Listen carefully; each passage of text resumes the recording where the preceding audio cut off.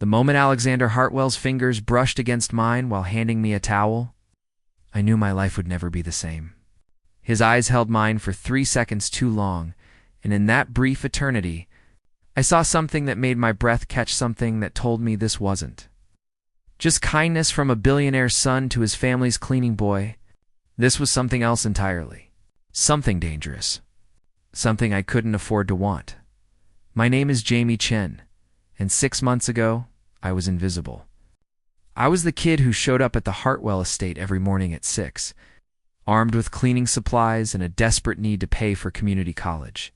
I scrubbed toilets, polished marble floors, and made myself as small as possible in a mansion that could have housed 50 families. The Hartwells were old money, the kind that came with oil paintings of dead ancestors and a wine cellar worth more than my entire neighborhood. I never expected to be seen, especially not by him. Alexander was 23, fresh out of Yale with a business degree he'd probably never need to use. He had that effortless elegance that came from private schools and summer homes in the Hamptons. Dark hair that always looked artfully tousled, gray eyes that seemed to look straight through you, and a jawline that belonged on a movie screen. He wore tailored suits even on weekends and moved through the world like he owned it, which technically he kinda did. For the first 2 months we barely spoke. I'd see him occasionally in the mornings, usually heading out for a run or coming down for breakfast. He'd nod. I'd nod back.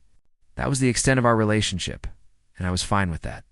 I had a job to do, tuition to pay, and a mother working double shifts at the hospital who needed me to succeed. Everything changed on a Tuesday in April. I was cleaning the library, a massive room with floor-to-ceiling bookshelves and windows, overlooking the estate's gardens. It was my favorite room in the house, though I'd never admit that to anyone. The morning sun streamed through the glass, illuminating dust particles and golden beams, and for a few moments each day, I could pretend I belonged in a place like this.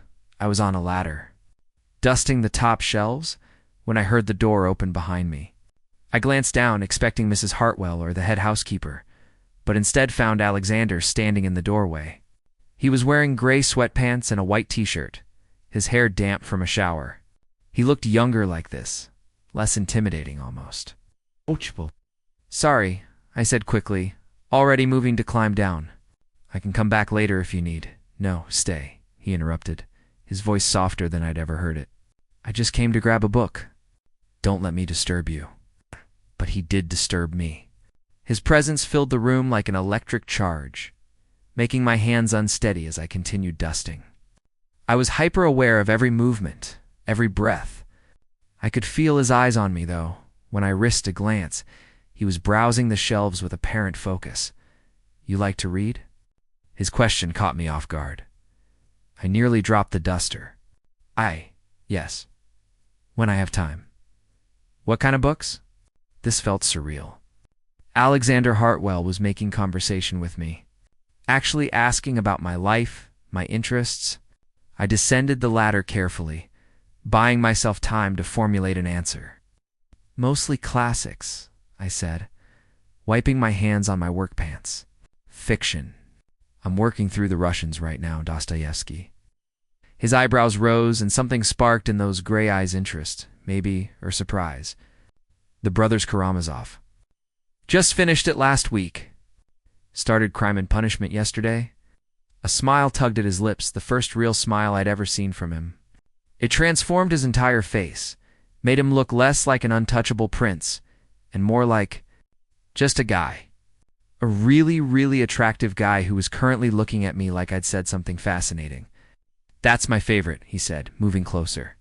The psychological depth, the moral complexity. He trailed off, shaking his head. Sorry, I get carried away. No one in my circle reads anymore. It's all quarterly reports and stock portfolios. That sounds lonely, I said before I could stop myself. The words hung between us, too honest, too familiar. I'd crossed a line. I was the help. He was the heir. We weren't supposed to have real conversations. Weren't supposed to see each other as actual human beings with thoughts and feelings, and it is, he said quietly. And the vulnerability in those 2 words made my chest ache. It's very lonely. We stood there in the golden morning light, surrounded by thousands of books and stories, and for just a moment, the distance between our worlds seemed to shrink. I could see the loneliness he carried, recognize it because I carried my own version. Both of us isolated, just in different gilded cages. I should get back to work, I said, breaking the spell. Right, of course. He cleared his throat, the walls going back up. I'll just grab this and leave you to it. He selected a book from the shelf, something by Fitzgerald. I noticed Dan headed for the door. But he paused at the threshold, turning back to look at me. Oh, Jamie Wright? That's your name? My heart did a strange little flip. He knew my name. Yeah, I'm Alexander. But you probably knew that. Everyone knows that, Mr. Hartwell.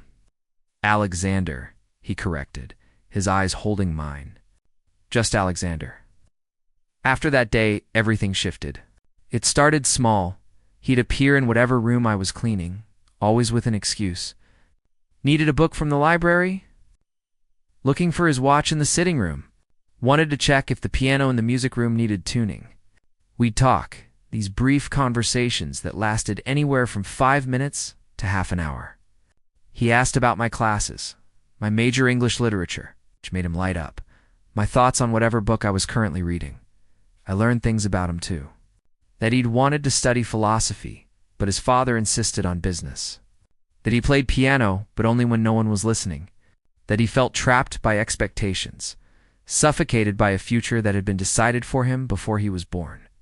That despite having everything, he felt like he had nothing that was truly his own. Except these conversations, he said one morning, a month into our strange new friendship. These are mine. We were in the conservatory, surrounded by his mother's orchids. I was supposed to be watering them, but I'd been standing there for 20 minutes, talking to Alexander about Hemingway's use of iceberg theory. He was sitting on the stone bench, his suit jacket discarded, his tie loosened, looking more relaxed than I'd ever seen him. What do you mean? I asked, though my heart was already beating faster. Everything in my life is scheduled, planned, approved by a board of directors or my father's advisors. But this talking to you, these moments, no one knows about them. No one's controlling them. They're just ours. The way he said ours made something warm bloom in my chest. Dangerous territory, a voice in my head warned. But I was already in too deep. Already looking forward to these encounters more than I should. Already lying awake at night replaying our conversations. Analyzing every look, every smile. I should have been more careful. Should have maintained the professional distance that was expected. But there was something magnetic about Alexander. Something that drew me in despite every logical reason to stay away. Maybe it was the loneliness we shared. Maybe it was the way he looked at me like I mattered, like my thoughts and opinions were valuable. Or maybe it was simpler than that. Maybe I was just a 20-year-old falling for someone I could never have. The first time he merely touched me was in early May. I was in his father's study, dusting the massive oak desk, when I knocked over a crystal paperweight. It rolled across the desk and would have crashed to the floor if Alexander hadn't appeared out of nowhere. Catching it with reflexes I didn't know he had. Nice catch, I said, my heart still racing from the near disaster. Thanks. I played baseball in prep school. He set the paperweight back on the desk, but he didn't step away. He was close. Close enough that I could smell his Colin Solomon, expensive and woodsy.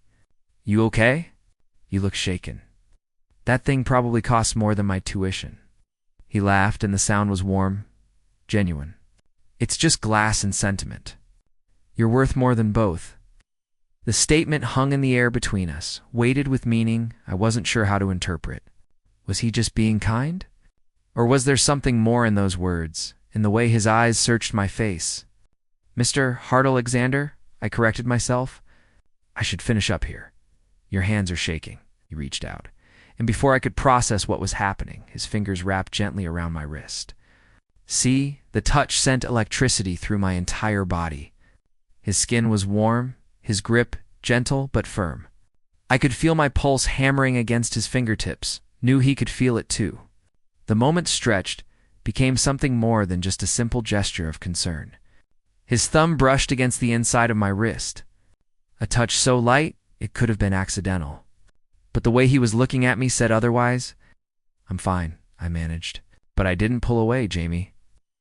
My name in his voice sounded different, like a question or a confession. His eyes dropped to my lips for just a fraction of a second.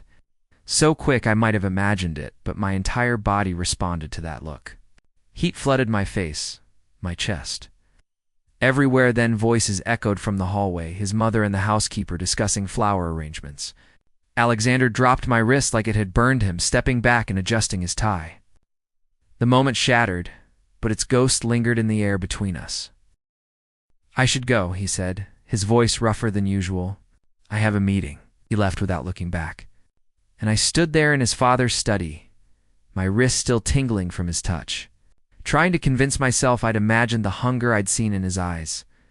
After that, the tension between us became unbearable. Every conversation felt charged.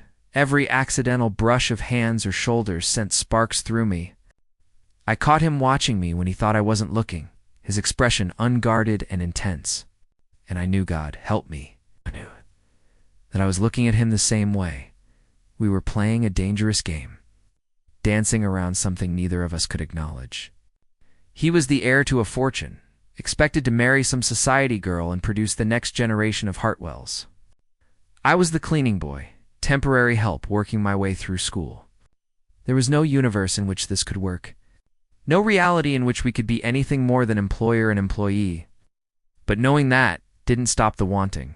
It was Marcus Chen, the head gardener and my uncle, who first noticed something was different. He cornered me one afternoon while I was taking my lunch break in the staff quarters. "You need to be careful, Jamie," he said, his voice low and serious. "I see the way you look at him. And more importantly, I see the way he looks at you." Shame burned through me.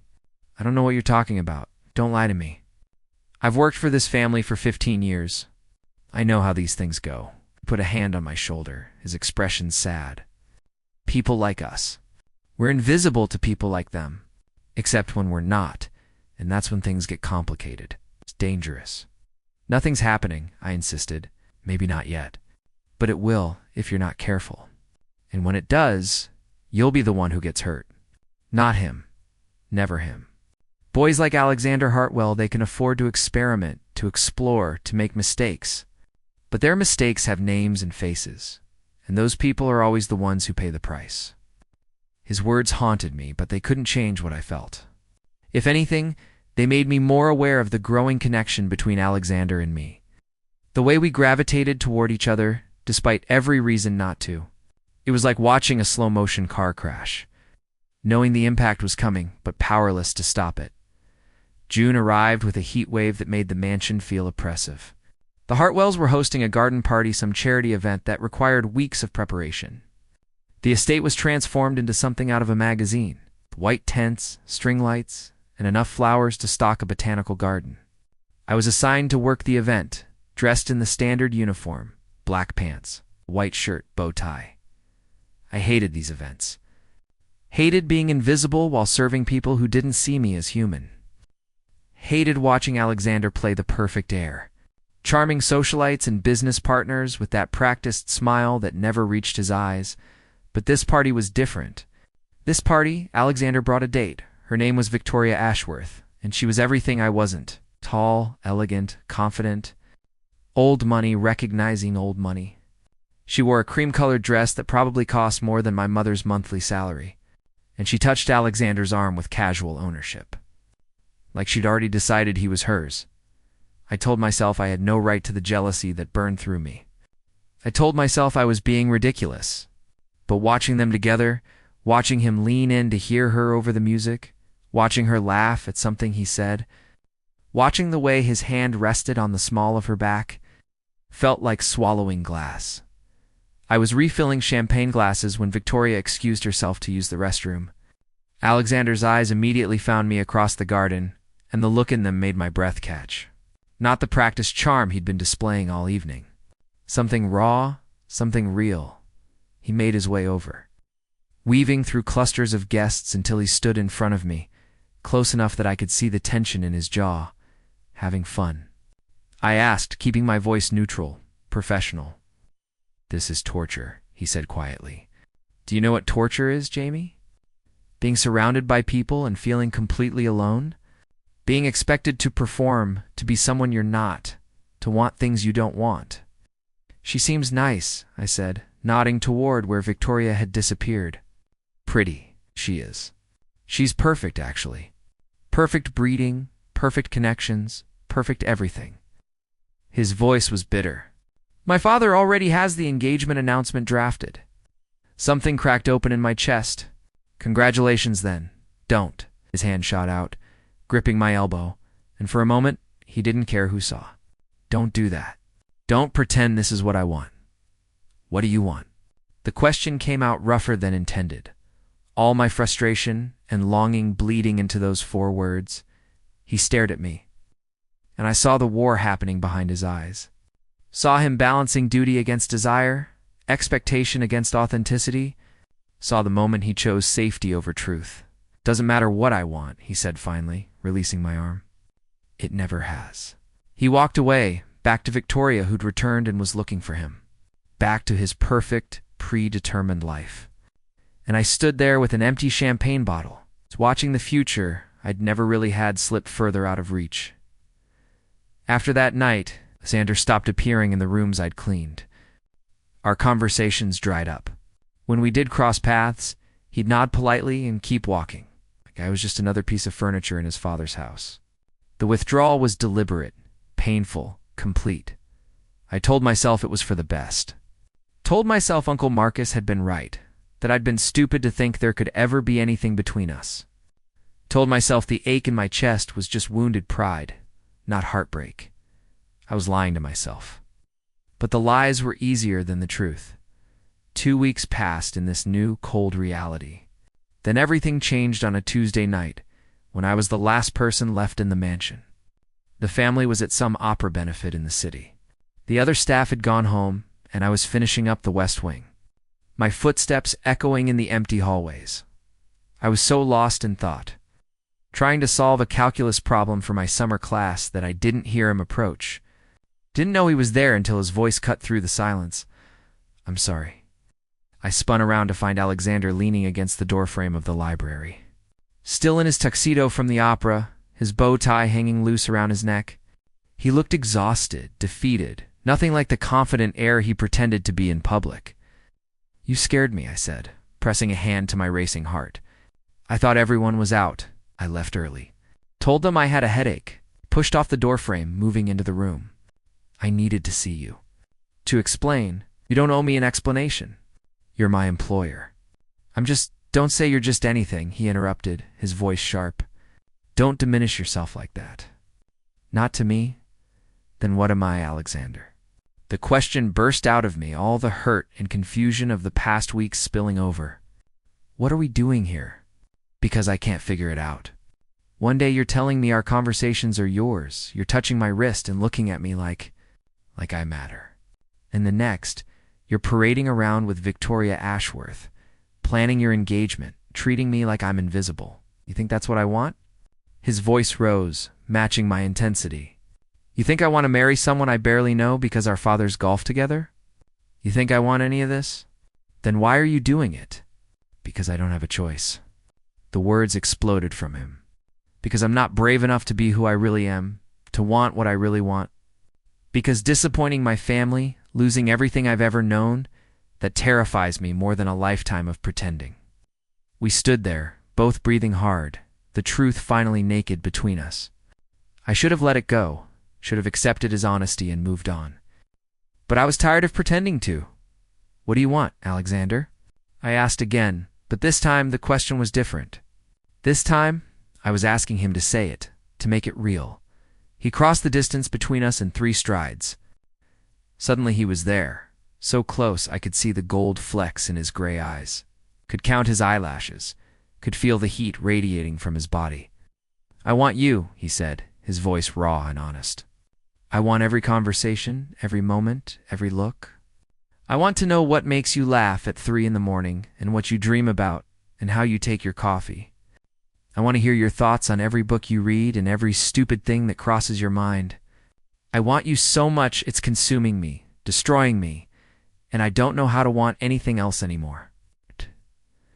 My breath caught. Every word was a confession, a gift, a burden. Alexander, I know it's impossible. I know there's no universe in which this works out. But I needed to tell you, needed you to know that these past weeks of staying away from you have been the hardest of my life. That every time I see you, it takes everything in me not to. He didn't finish the sentence. Didn't need to. Because I closed the final distance between us, my hand coming up to cup his face, my thumb brushing across his cheekbone. What? I whispered. His eyes dropped to my lips. Not to do this. He kissed me like he was drowning and I was air. Desperate, hungry, full of weeks of wanting and denial and need. His hands came up to frame my face, tilting my head to deepen the kiss, and I melted into him. Into the impossibility of this moment. He tasted like expensive wine and peppermint, and when his tongue swept against mine, made a sound I didn't recognize, something between a gasp and a moan. We stumbled backward until my back hit the bookshelf, books raining down around us, neither of us caring. His body pressed against mine, solid and warm, and I could feel his heart hammering against my chest, matching the frantic rhythm of my own. My hands found their way into his hair. Darker and softer than I'd imagined during all those nights, I tried not to think about touching him. Jamie, he breathed against my lips, and my name had never sounded like that before. Like a prayer, like a plea. Like everything he couldn't say, reality crashed back in when we heard voices in the hallway. The family returning early from the opera. We sprang apart, both breathing hard, my lips swollen, his hair thoroughly messed from my fingers. He looked wrecked and beautiful, and the knowledge that I'd done that to him, made him look like that, sent a thrill through me. You should go, he said, even as his eyes begged me to stay. If they find us? I nodded, straightening my shirt, trying to calm my racing heart. But before I could leave, he caught my hand, threading our fingers together. This isn't over, he said. I don't know how, but this isn't over. I left through the service entrance, my lips still tingling, my entire world tilted on its axis. Everything had changed. Everything was impossible, and I'd never been more terrified or more alive. The next morning, I arrived at work to find an envelope waiting for me in the staff room. Inside was a note in Alexander's precise handwriting. The boathouse. Midnight, please. I spent the entire day in a state of nervous anticipation, my hands shaking as I cleaned, my mind replaying the kiss over and over. What did he want? To end things before they really started? To tell me last night was a mistake? Or maybe impossibly, hopefully, to figure out a way forward. At 11:55, I slipped out of my apartment above the garage and made my way across the dark grounds to the boathouse. It sat at the edge of the estate's private lake, a charming structure that looked like something from a fairy tale. Lights glowed in the windows, and when I pushed open the door, I found Alexander waiting. He'd created something magical. Candles everywhere, blankets spread on the wooden floor. A picnic basket that probably contained food from the estate's kitchen. It was intimate, romantic, completely at odds with the impossibility of our situation. You came, he said, relief flooding his features. Did you think I wouldn't? I wasn't sure. After last night, I thought maybe you'd realize how complicated this is, how much I'm asking you to risk. I crossed to him, drawn like I'd always been drawn to him. You're not asking me to do anything. I'm choosing this. Choosing you. Something in his expression cracked open. I don't know how to do this, Jamie. I don't know how to be with you the way I want to be. My life, my family, the expectations. Then let's not think about all that tonight, I interrupted. Just for tonight, let's pretend we're just two people who like each other. No Hartwell fortune, no obligations, no impossible future. Just us. He smiled, that rare, real smile that transformed his whole face. Just us. I like the sound of that. We spent that night in the boathouse, talking until our voices were hoarse. He told me about the pressure he'd been under since childhood, the weight of being the only son, the constant surveillance and judgment. I told him about growing up with a single mother, about working since I was 14, about the scholarship that had made college possible but came with the constant fear of losing it. You're so brave, he said at one point. his fingers tracing absent patterns on my palm. "You've built your entire life from nothing, fought for every opportunity. And I've had everything handed to me, but I'm too much of a coward to fight for the one thing I actually want." "You're here," I pointed out. "That takes courage. This is easy. It's everything outside this boathouse that's hard." We gravitated closer together until I was lying with my head on his chest, his arm around my shoulders, both of us watching the candles flicker. It felt dangerously domestic, this quiet intimacy, and I knew I was falling deeper into something that could destroy me. "What are we going to do?" I asked quietly. "We can't keep meeting in secret forever." "I know." His fingers played with my hair absently. "My father's been pushing harder about Victoria. He wants to announce the engagement at the 4th of July party." Pain lanced through me. "That's 3 weeks away." "I know," he repeated, his voice heavy with misery. "So we have 3 weeks. And then what?" He was quiet for so long I thought he might not answer. When he finally spoke, his voice was barely above a whisper. "I don't know. I'm so tired of disappointing people, Jamie. My whole life has been about meeting expectations, being who they need me to be. But when I'm with you, I can be myself, and I don't know how to give that up." "Then don't," I said, even though I knew it wasn't that simple. "You make it sound easy. It's not easy. But maybe some things are worth the difficulty." He pressed a kiss to the top of my head, a gesture so tender it made my throat tight. "You're worth any difficulty. I just need to find the courage to prove it." Over the next 3 weeks, we carved out moments whenever we could.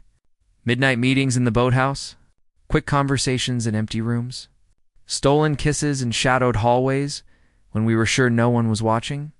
Every moment together felt precious and precarious, like we were building a castle on sand. It's beautiful but temporary. We were careful, or we thought we were. But love makes you careless, makes you take risks you shouldn't, and someone was bound to notice eventually. It was Victoria who saw us first. I was leaving the library after one of our late-night meetings when I nearly collided with her in the hallway. She was in a silk robe, clearly unable to sleep, heading to the kitchen for what she'd later claim was chamomile tea. But the look in her eyes when she saw Mead, shoveled, flushed, obviously coming from somewhere I shouldn't have been, told me she knew. She didn't say anything that night, but 2 days later, she cornered me while I was working in the garden. "I need to talk to you about Alexander," she said, her voice cool and composed. My heart dropped. "I don't know what. Please don't insult my intelligence. I saw you leaving the library at 1 in the morning, and I've watched the way you two look at each other when you think no one's paying attention." She paused, studying my face. "I'm not angry. Honestly, I'm almost relieved." It surprised me. "Relieved?" "I've known Alexander since we were children. I care about him, in my way. But I'm not in love with him, and he's certainly not in love with me. This engagement has been an expectation for so long that neither of us questioned it. But I deserve someone who looks at me the way he looks at you, and he deserves to be happy, even if that happiness comes from a completely inappropriate source." The inappropriate source comment stung, but I understood what she meant. "Then why are you telling me this?" "Because you need to understand what you're asking him to give up. The Hartwells aren't like other families. There's money, yes, but also legacy, reputation, responsibility. If Alexander chooses you, he's choosing to potentially lose all of that. His father won't be understanding. The family won't be supportive. He'll be cut off, disinherited, possibly completely ostracized from everything he's ever known. I know that, do you? Because it's easy to say you understand when it's theoretical. But when it's real, when he resents you for what he's lost, when the romance fades and what's left is just the sacrifice will, you still think it was worth it?" Her words echoed my worst fears, the doubts that kept me awake at 3 in the morning. I don't want him to sacrifice anything for me. That's admirable, but it's also naive. If he comes out, if he ends our engagement for you, there will be consequences, and you both need to be ready for them. She turned to leave, then paused. "For what it's worth, I hope he has the courage to choose happiness over expectation. Not many people in our world do." I couldn't tell Alexander about the conversation. How could I, when Victoria had voiced every fear I'd been trying to ignore? So I carried it alone, and the weight of it made our stolen moments feel even more fragile. The 4th of July party loomed like an execution date. Alexander was quiet in the days leading up to it, withdrawn in a way that scared me. We met in the boathouse 3 nights before the party, and I could feel him pulling away even as he held me. "I've been thinking," he said, his voice careful, measured. "Maybe we should cool things off for a while, just until after the party, until things settle down." Cool things off? The words felt like a punch to the gut. "Alexander, if you're going to end this, just say it. Not ending anything. I just need time to figure things out, to talk to my father." "Talk to your father about what?" "Do you think that conversation is going to go well?" "Of course not. But I can't keep lying, can't keep pretending." He ran a hand through his hair, frustrated. "I don't know what the right answer is here, Jamie." "There isn't a right answer. There's just what you want versus what's expected of you. And you have to decide which matters more. That's not fair. None of this is fair." My voice rose, all the frustration and fear spilling out. "You think I wanted to fall for you? You think I wanted to complicate my life with something impossible? But I did, and I'm here, and I'm willing to face whatever consequences come with this. The question is, are you?" He stared at me, and I saw the war playing out behind his eyes again. Duty versus desire, fear versus love, and I saw the moment he chose safety. "I need time," he repeated, and the distance in his voice told me everything I needed to know. "Then take it," I said, standing. My legs felt shaky, but I forced them to work. "Take all the time you need." I left him in the boathouse and didn't look back. The walk back to my apartment felt endless, every step taking me further from the fairy tale and back to reality. Back to the truth Uncle Marcus had tried to warn me about. People like Alexander Hartwell could afford to explore, to experiment, to play at revolution. But when things got real, when the cost became tangible, they always chose their privilege over their principles. I didn't sleep that night, or the next, or the one after that. I showed up for work because I needed the money, because my mother was counting on me, because I didn't have the luxury of falling apart. But I moved through the mansion like a ghost, avoiding the places Alexander might be, finishing my tasks with mechanical efficiency. The day of the 4th of July party arrived. The estate was transformed again, this time with American flags and patriotic bunting, red, white, and blue everywhere. I'd requested to work behind the scenes. In the kitchen, anywhere I wouldn't have to see Alexander and Victoria. Playing the perfect couple, but fader. Maybe just cosmic cruelty had other plans. I was carrying champagne, glasses from the kitchen to the garden, when I heard his voice. Not the public voice he used for guests, but the real one, the one I knew. I followed it without thinking, found him in the conservatory among his mother's orchids, talking on his phone. "I can't do this anymore, Dad. I can't marry Victoria. I can't pretend to be someone I'm not." Pause. "I know what it means. I've thought about nothing else for weeks." Another pause, longer this time. "Then that's your choice. But I'm making mine. I'd rather lose everything than lose myself." He ended the call and turned, finding me standing in the doorway with a tray of champagne glasses. For a moment, we just looked at each other. Then he smiled, that real, transformative smile, and I knew. "What did you just do?" I asked, my voice shaking. What I should have done weeks ago. "I told my father the engagement is off, that I can't live his version of my life anymore, Alexander." The tray trembled in my hands. He crossed to me, took the tray, and set it aside, then cupped my face in his hands. "I'm terrified," he admitted. "Absolutely terrified of what comes next. But I'm more terrified of a life without you in it. Of wondering what if, of settling for should be when I could have chosen want to be." Your father is furious. Threatened to cut me off, disown me, all the things Victoria warned me about. And maybe he will. Maybe I'll lose access to all of this. He gestured around at the mansion, the estate, the life he'd always known. But I'll still have me. I'll still have the chance to build something real, something mine. With you, if you'll have me. Tears burned in my eyes. "You're sure? Because once you do this, once you walk out there and end things with Victoria publicly, there's no going back. And I'm terrified. But Jamie, I love you. I love you, and I need to start living like that means something." The words hung between us. 3 words I'd never let myself hope to hear. 3 words that changed everything. "I love you too," I whispered. "So much, it scares me." He kissed me then, soft and sweet and full of promise. When we pulled apart, I could hear the party in full swing outside. Could hear the quartet playing, the guests laughing, the clinking of glasses. Out there was his old life, waiting to end. Out here was his new one, waiting to begin. "Ready?" I asked. He took my hand, threading our fingers together. "With you?" "For anything." We walked out to the garden together, hand in hand. The moment we appeared, conversations stopped. Heads turned. I could feel the weight of hundreds of eyes, the shock rippling through the crowd like a wave. Victoria saw us first, and I swear I saw her smile before she composed her features into polite surprise. Alexander's father stood by the bar, his face darkening as he took in the sight of us. Alexander's mother gasped, her hand flying to her mouth, and Alexander squeezed my hand tighter, standing tall, refusing to hide or apologize for what we were. "I need to make an announcement," Alexander said, his voice carrying across the suddenly silent garden. The next few minutes were chaos. His father shouting, demanding he stop making a scene. His mother crying, asking where they'd gone wrong. Guests whispering, phones appearing to capture the moment, the scandal of the century unfolding before their eyes. Victoria gracefully excusing herself.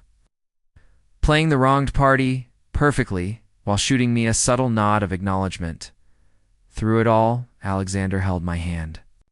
Weathered the storm. And when his father finally gave him an ultimatum, renounce this foolishness or leave the estate immediately, he chose me. Act. Alexander said simply. We walked out of that garden party, out of that mansion, out of his old life and into something uncertain and terrifying and completely ours. I'd driven to work that morning in my beat-up Honda Civic. Now Alexander Hartwell, 2 millions, Yale graduate. Society Prince climbed into the passenger seat like it was a Rolls-Royce. "Where to?" I asked, my hand shaking on the steering wheel. He looked at me, and despite everything he'd just lost, he was smiling. "I don't know. Somewhere we can figure out who we are without all the expectations. Maybe somewhere with a library and decent coffee and room for 2 people who are terrified but brave enough to try anyway. My apartment above the garage is pretty small. Perfect. I've always wanted to see how the other half lives." His attempt at humor was undercut by the tears in his eyes. The reality of what he'd just done sinking in. I reached over, taking his hand again. "Hey, we're going to be okay. Promise?" "I can't promise it'll be easy. But I can promise you won't face it alone." He leaned over, kissing me softly. "That's enough. That's more than enough." The weeks that followed were hard. Alexander's father made good on his threats: no access to trust funds, no support, no acknowledgement. His mother called occasionally, crying, begging him to come to his senses. Former friends stopped returning his calls. The society he'd grown up in closed ranks against him. But he also discovered things he'd never known. The satisfaction of a paycheck earned through his own effort when he got a job at a local bookstore. The comfort of a small apartment that was ours, not inherited. The joy of coming home to someone who loved him for who he was, not what he represented. The freedom of building a life based on choice rather than obligation. We fought sometimes. It's usually when the weight of what he'd sacrificed hit him. He'd get quiet, withdrawn, and I'd know he was thinking about everything he'd lost. In those moments, I'd give him space, let him feel the grief. And then he'd come find me, pull me close, and remind both of us why he'd made the choice he did. "I don't regret it," he told me one night, 6 months after the 4th of July party. We were in our tiny apartment, eating takeout on the floor because our second-hand table was covered with his textbooks. He'd enrolled in community college to study philosophy, finally pursuing what he'd always wanted. Some days are harder than others, and sometimes I miss the easy parts of my old life. But I never regret choosing you. Choosing us, even when I burned dinner. I'd attempted to cook and failed spectacularly, especially then. Your terrible cooking is mine. Our smoke alarm going off at 2 a.m. is ours. This life, however chaotic and uncertain, it's ours. And that's worth everything I gave up. Victoria reached out after a few months, meeting Alexander for coffee. They made peace, and she confessed she'd ended things with her own family-approved suitor, choosing to travel and figure out who she was outside of expectations. They became unlikely friends.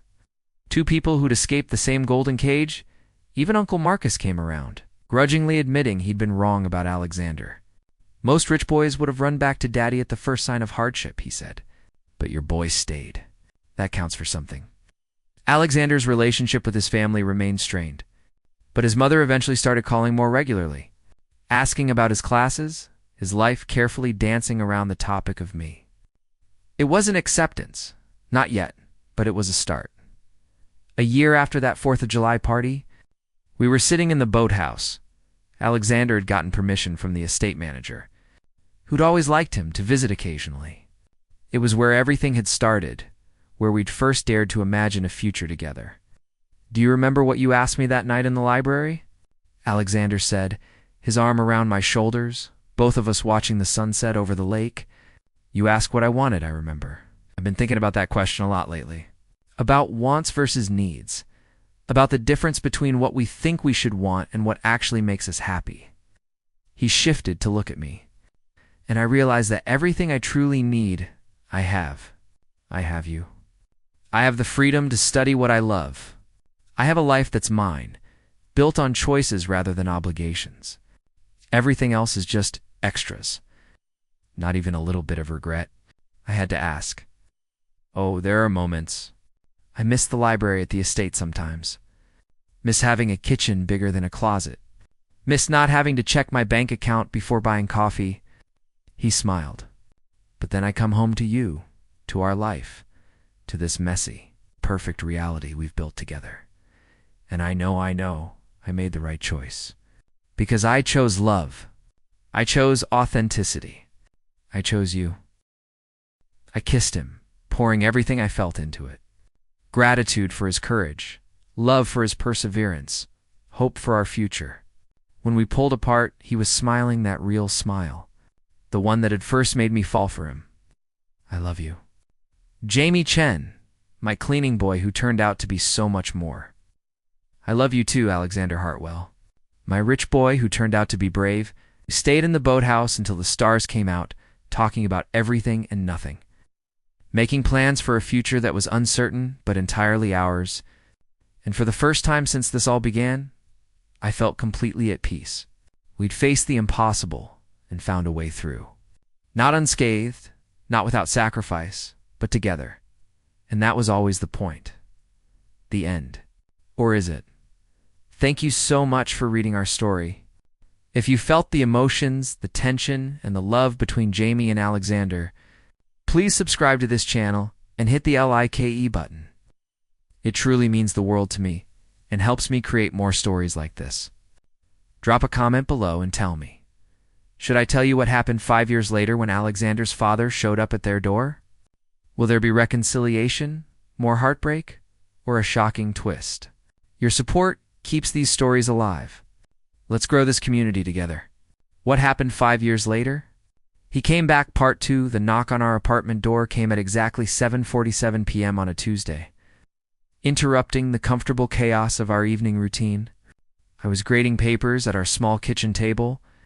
I'd finished my degree and was now teaching English at the community college while Alexander stirred pasta sauce at the stove. Humming along to the classical music playing from his phone, we'd built a life in those 5 years. A small life by his family standards, but it was ours. Every piece of furniture had a story. Every photograph on the wall represented a moment we'd chosen together.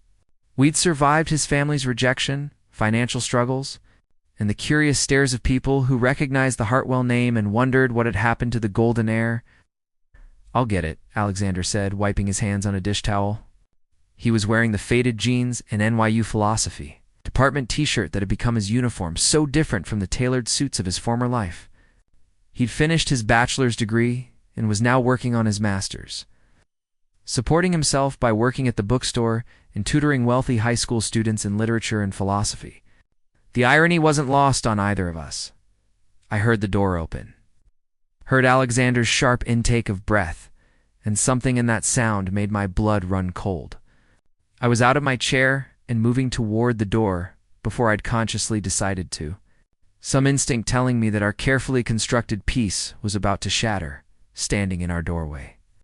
Looking somehow both smaller and more formidable than I remembered, was Richard Hartwell, Alexander's father, the man who'd disowned his only son, who'd cut him off without a second thought, who'd made it clear that Alexander was dead to him, unless he came crawling back and renounced everything he'd become, and now he was here. In our tiny apartment in Queens, wearing a suit that probably cost more than our monthly rent, looking at his son with an expression I couldn't quite read. "Hello?" "Alexander," Richard said, his voice careful, controlled. Then his eyes found me, standing protectively behind Alexander. And something flickered across his face. Recognition, maybe, or resentment. "Mr. Chen. Dad." Alexander's voice was steady, but I could see his hands trembling slightly at his sides. "What are you doing here? May I come in?" It wasn't really a question, more of an expectation that his request would be honored. But Alexander had spent 5 years learning to set boundaries, learning that he didn't owe anyone, not even his father, automatic compliance. "That depends. Did you come here to insult my partner and demand I come home?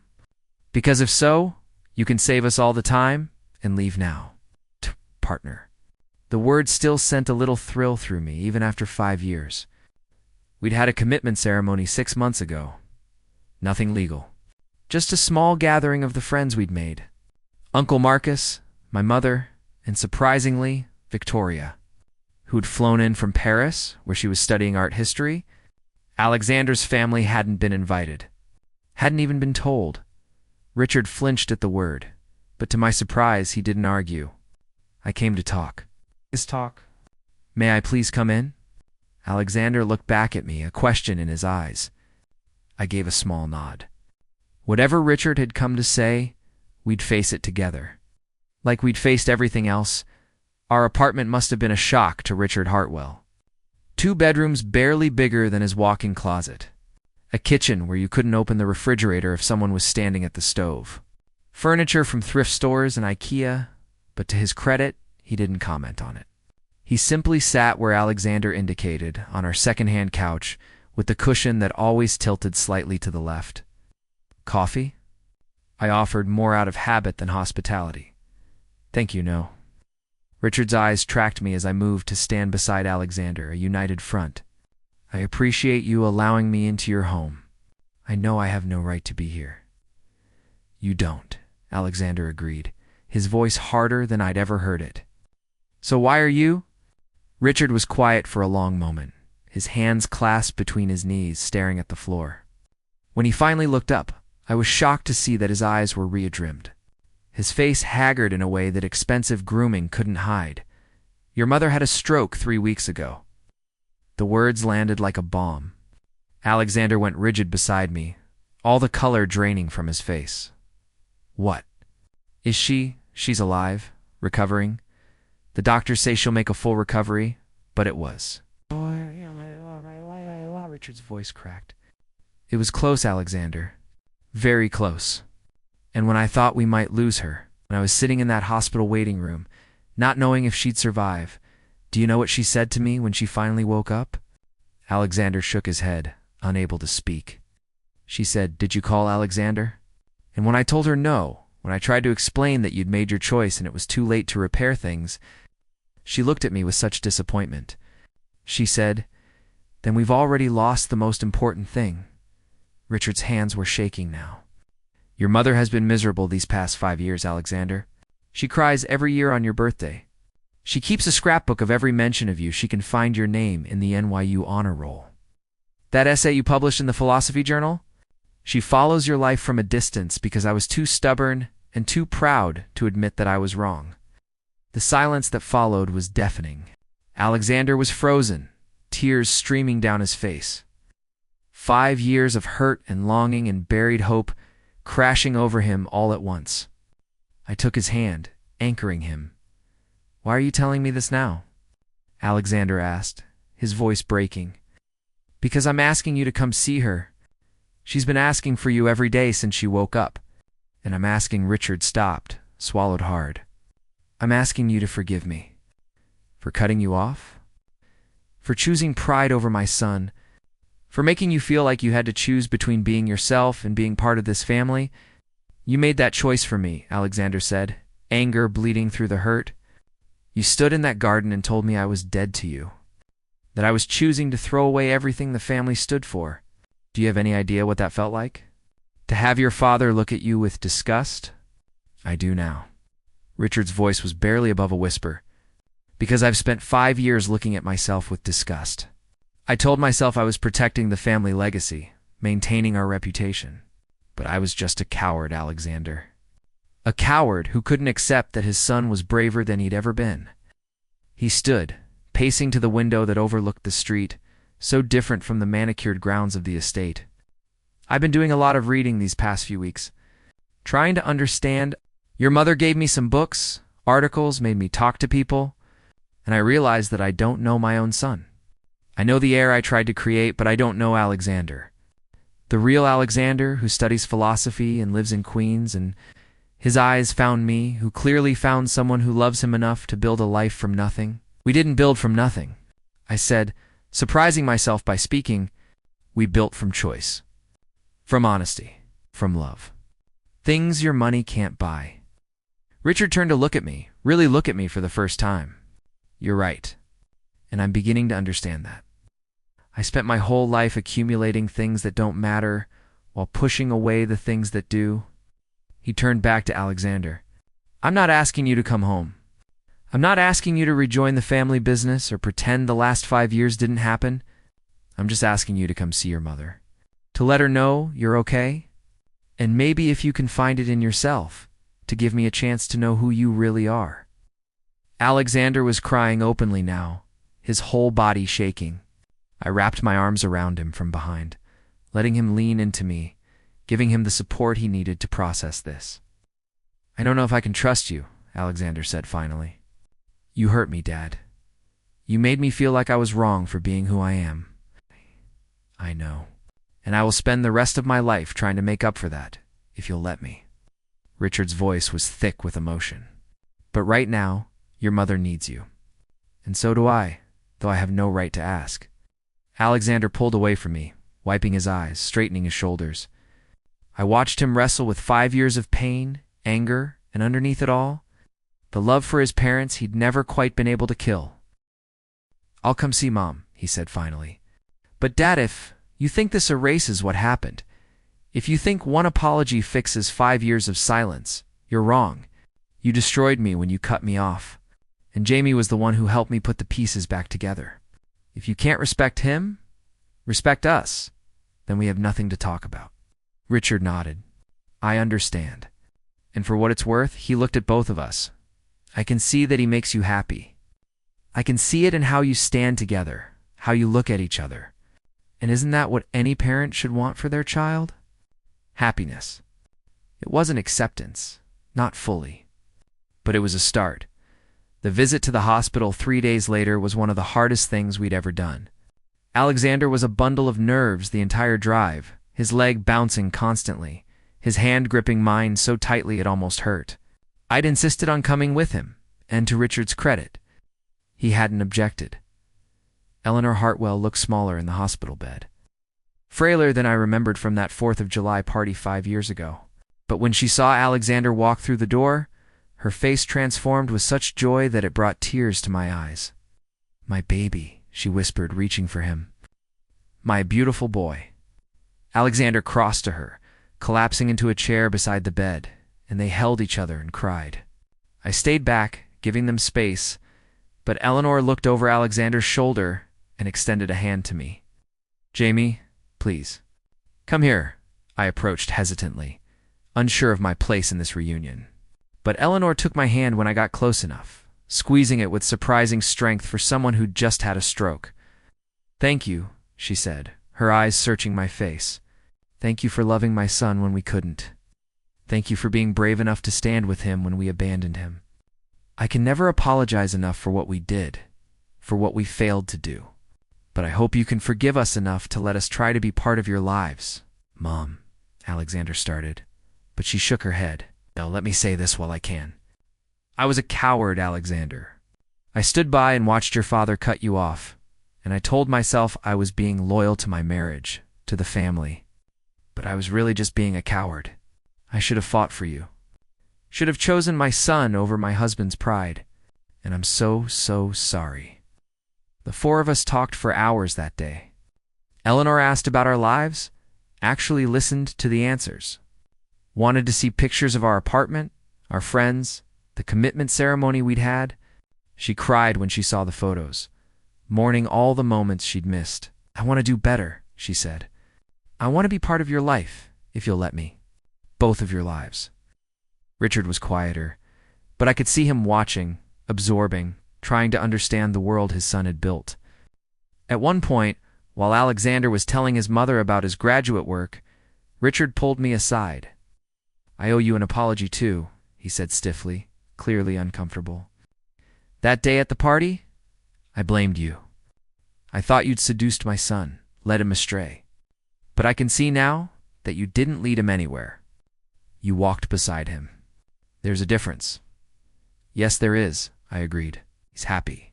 Happier than I ever saw him in that house, playing the role we'd written for him. Richard's voice was heavy with regret. I spent his whole life trying to mold him into what I thought he should be, and I nearly destroyed who he actually is.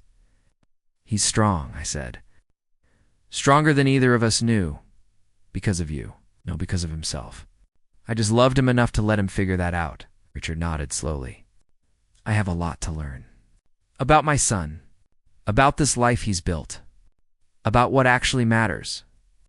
I'm asking, hoping that you'll be patient with me while I do. It wasn't a declaration of acceptance. It wasn't everything I might have wanted, but it was real, and it was honest, and it was a beginning. The next few months were complicated. Eleanor recovered, though she was frailer than before, more aware of her mortality. She started calling Alexander weekly, wanted to meet for lunch, slowly building a relationship with the son she'd lost. Richard was more awkward, trying hard, but still struggling with his own prejudices and assumptions. But he was trying, which was more than we'd ever expected. The first time they came to our apartment for dinner was surreal. Eleanor insisted, even though it clearly made Richard uncomfortable to leave the insulated world of the estate. I'd spent days planning the menu, wanting to prove, though I'd never admit it, that we could create something meaningful. Even in our tiny kitchen, Richard looked uncomfortable sitting on our second-hand furniture, drinking wine from mismatched glasses we'd collected from various thrift stores. But Eleanor seemed delighted by everything: the photos on our walls, the books overflowing from our shelves, the evidence of a life built on love rather than obligation. Tell me about your work. Jamie, Eleanor said over the pasta primavera I'd made. Alexander mentioned you're teaching now. I explained my position at the community college, how I worked with students who were often the first in their families to attend college, who juggled classes with jobs and family obligations. How rewarding it was to see them discover the power of literature, the way stories could help them understand themselves and their world.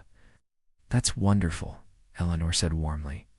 You're making a real difference in people's lives. It's unlike pushing around money and assets that don't actually create anything, Richard muttered, then looked surprised he'd said it out loud. Alexander and I exchanged glances. This was Richard questioning the empire he'd built. Dad, what's going on? Alexander asked carefully. Richard was quiet for a long moment, swirling the wine in his glass. I've been thinking a lot lately. About legacy. About what I'm actually leaving behind. The Hartwell name is on buildings and foundations, but what does that really mean? What have I actually contributed to the world besides perpetuating the same system that made me? You've employed thousands of people, Alexander pointed out. Or have I exploited their labor to increase shareholder value? Richard shook his head. Your mother's stroke made me realize I've spent my entire life accumulating wealth and power. But I don't know what it's for anymore. I don't know who I am outside of being a Hartwell, outside of the empire. And then I look at you two. You have so little compared to what you could have had, but you have everything that actually matters. The conversation that followed was one of the most honest we'd ever had. Richard talked about the emptiness of his life, the way success had become just another obligation. Eleanor talked about the loneliness of the estate, the superficiality of their social circle. And Alexander and I shared our struggles, the financial stress, the moments of doubt, the difficulty of building a life without a safety net. But we have each other, Alexander said, taking my hand across the table. And that makes everything else manageable. I envy you that, Richard said quietly. I don't know if your mother and I have ever had what you two have. We have partnership, companionship, shared history. But this he gestured between us, this kind of love. I don't think we ever found it. Eleanor reached over and took Richard's hand, and something passed between them, sadness, maybe, or recognition of a truth they'd both been avoiding. They'd built a marriage on compatibility and expectation, but not on the kind of foundational love that could weather anything. As they were leaving that night, Eleanor hugged me tightly. Take care of my son, she whispered, and let me take care of you both, in whatever way you'll allow. We will, I promised. Richard shook my hand, then surprised me by pulling me into an awkward hug. I'm trying, he said. I know I'm not there yet, but I'm trying to understand, to be better. That's all we can ask, I said. After they left, Alexander and I collapsed on the couch, emotionally exhausted but cautiously hopeful. Did that really just happen? Alexander asked, his head on my shoulder. I think so. Unless we're both having the same elaborate dream. My father hugged you. It was extremely uncomfortable, but he did it. Alexander turned to look at me, wonder in his eyes. 5 years ago, I never thought this would be possible. I'd written them off, accepted that choosing you meant losing them forever, and now I'm terrified to hope. What if they backslide? What if this is temporary? Just guilt from Mom's stroke? What if I kissed him, cutting off the spiral of anxiety? Then we deal with it. Together. Like we deal with everything. But Alex, maybe let yourself have this. Maybe let yourself believe that people can change, can grow, can choose love over pride. He smiled against my lips. When did you become the optimistic one? When I fell in love with a man brave enough to give up everything for the chance at something real. 6 months later, we got a call from Richard that changed everything again. He wanted to meet, said he had a proposition for us. We agreed, curious and cautious in equal measure. He took us to a small diner in Queens's Choice, which surprised us. Richard Hartwell, who normally wouldn't be caught dead anywhere that didn't require reservations, sitting in a vinyl booth and ordering coffee from a carafe. I've been working with lawyers, he said without preamble. Setting up a foundation, the Hartwell Foundation for LGBTQ+ youth. Scholarships, housing support, counseling services. I want to help kids who get kicked out by their families, who lose everything for being who they are, like I did to you. Alexander stared at his father, speechless. I can't undo what I did, Richard continued. But maybe I can prevent other families from making the same mistake. Maybe I can use this fortune I've spent my life building to actually help people, instead of just accumulating more wealth. He looked at Alexander. I want you to run it. You and Jamie. You understand what these kids go through. You've lived it. Dad, I don't know anything about running a foundation. You'll learn. I'll help. But I need people who actually care, who are doing this because it matters, not because it looks good in the society pages. Richard's voice was earnest, almost pleading. I'm trying to do better, Alexander. I'm trying to make my life mean something, and I can't think of a better legacy than helping families stay together. Helping kids like you, like both of you, survive and thrive, despite rejection. I watched Alexander process this. Saw the war between hope and fear playing across his face. This was everything he could have wanted: reconciliation with his father, meaningful work, the resources to actually help people. But it was also terrifying, opening himself up to potential disappointment again. What about the company? Alexander asked. The empire you've spent your life building? I'm stepping down. Transitioning leadership to the board. I'm 63 years old, and I've wasted enough of my life on things that don't matter. Richard looked older suddenly, tired but also lighter somehow. Your mother almost died, and I realized I've spent more time in boardrooms than with the people I love. I don't want to do that anymore. This is a lot, Dad, Alexander said carefully. I know. And if you need time to think about it, I understand. But Alexander, I'm asking you to give me a chance to make things right. Not to erase what happened, but to build something good from the ashes of my mistakes. We talked for hours in that diner, hashing out details, addressing concerns, slowly letting ourselves believe that this could be real. By the time we left, we'd agreed to a trial period. Alexander would work with Richard on setting up the foundation. We'd see how it went. The Hartwell Foundation for LGBTQ+ Youth launched a year later. The gala was nothing like the parties I remembered from the estate. This was smaller, more intimate, focused on the young people the foundation would serve. Several of the scholarship recipients spoke, sharing stories that had everyone in tears.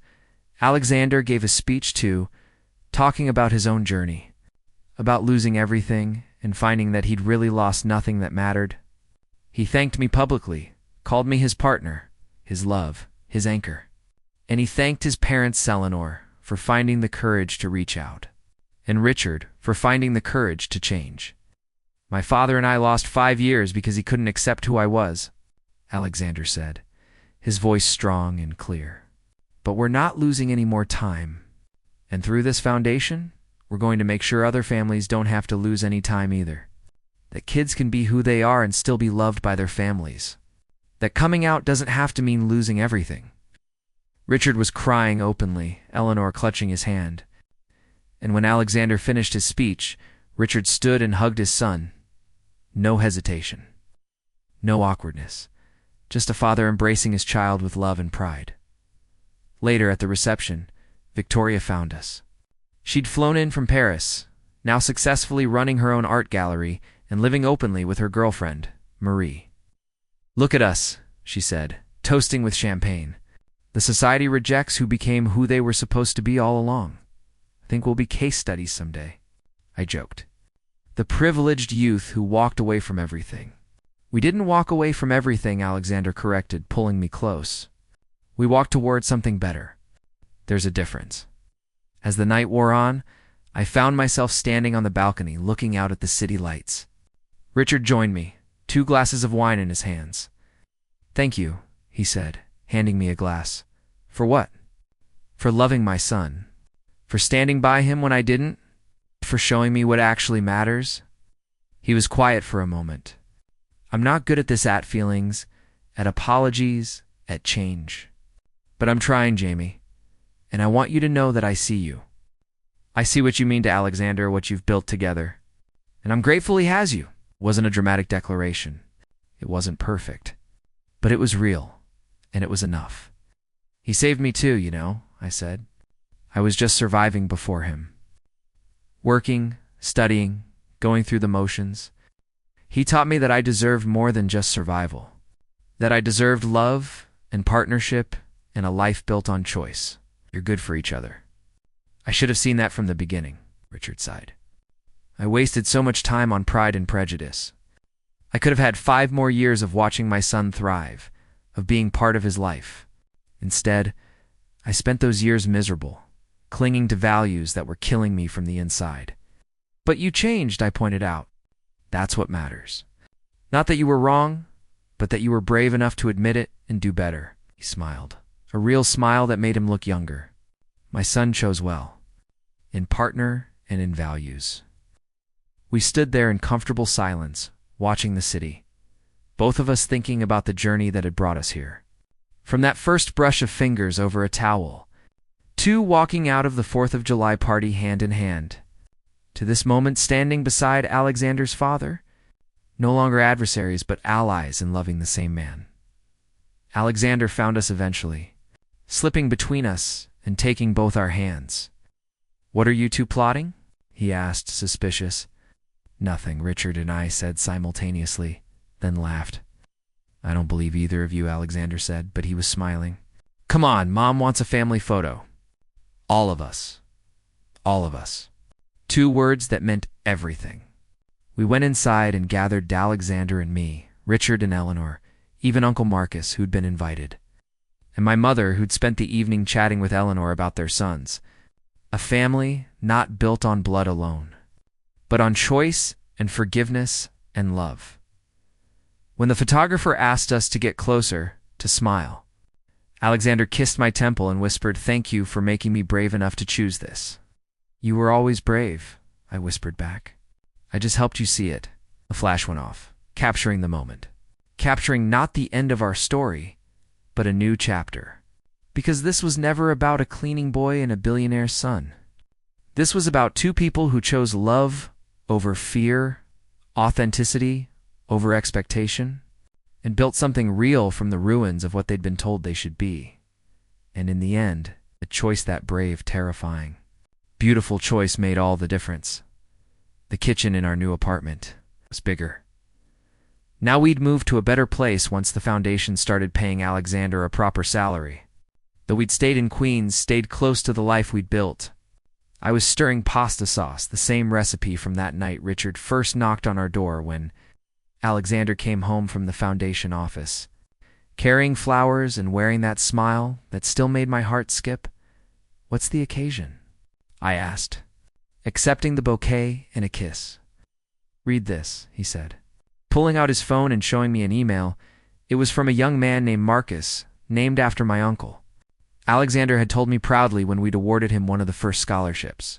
The email detailed how the scholarship had changed his life, how he'd just graduated from college, how he'd reconciled with his family, how he was getting married next month and wanted Alexander and me to come to the wedding.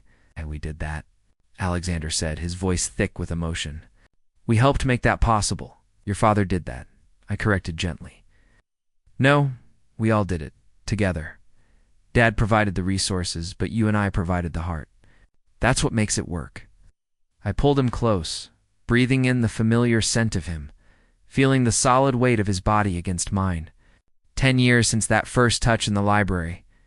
10 years of building and struggling and loving and growing. "I have something to tell you too," I said. He pulled back to look at me, concerned. "What's wrong?"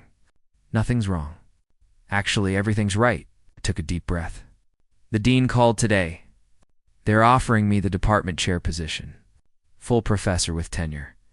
Alexander's face lit up like Christmas morning. "Jamie, that's incredible." "You're incredible." He spun me around the kitchen, both of us laughing. And I thought about how far we'd come from that tiny apartment with mismatched glasses. We'd grown, both of us. Alexander had his PhD in philosophy now, taught part-time at NYU in addition to running the foundation. I'd published a book on teaching literature to first-generation college students. We'd bought a small house in Queens, adopted a dog named Dostoevsky, and built a life that was messy and imperfect and entirely ours. Richard and Eleanor were regular fixtures in our lives now. Sunday dinners, holidays, board meetings for the foundation. Richard had softened with age and humility, become someone I actually enjoyed spending time with. Eleanor had become like a second mother to me, the mother-in-law I'd never thought I'd have. We weren't perfect. We still had hard days, moments of doubt, fights about money or priorities or whose turn it was to do the dishes.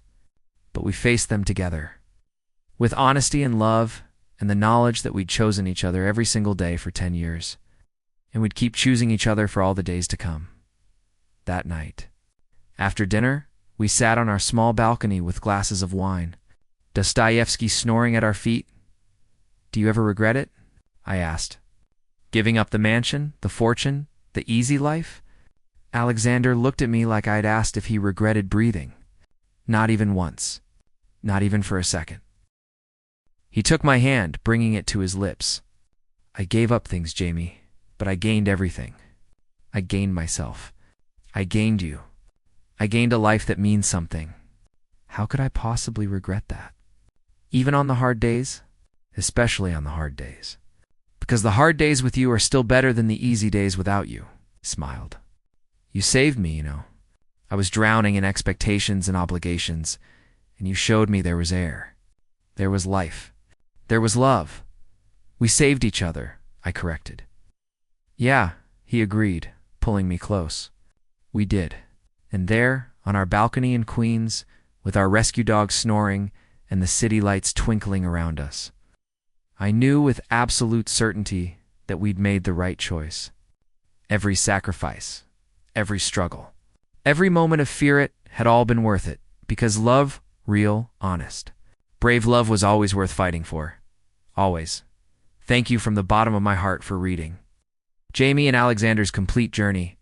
If this story touched your heart, made you believe in the power of love and courage, please subscribe to never miss another emotional story. Like this video to help others find it. Comment below and tell me, what was your favorite moment from Jamie and Alexander's journey? Did Richard's redemption feel earned? Would you want to see their wedding day?